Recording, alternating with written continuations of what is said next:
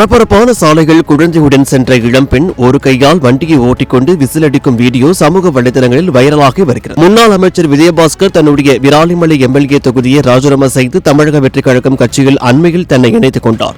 அவருடன் Karur MLA MR. விஜயபாஸ்கரும் தன்னுடைய MLA பதவியை ராஜினாமா செய்து ஆதரவாளர்களுடன் தாவக கட்சியில் இணைந்தார். ஜூலை 2ஆம் தேதி இந்த இணைப்பு விழா மிக பிரம்மாண்டமாக நடைபெற்றது. தாவக கட்சிகள் இணைந்தது முதல் மிகவும் ஆக்டிவாக வலம் வரும் சி. விஜயபாஸ்கர் அண்மையில் தன்னுடைய காரில் நின்றபடி சாலையில் நகர்வலம் வந்தார்.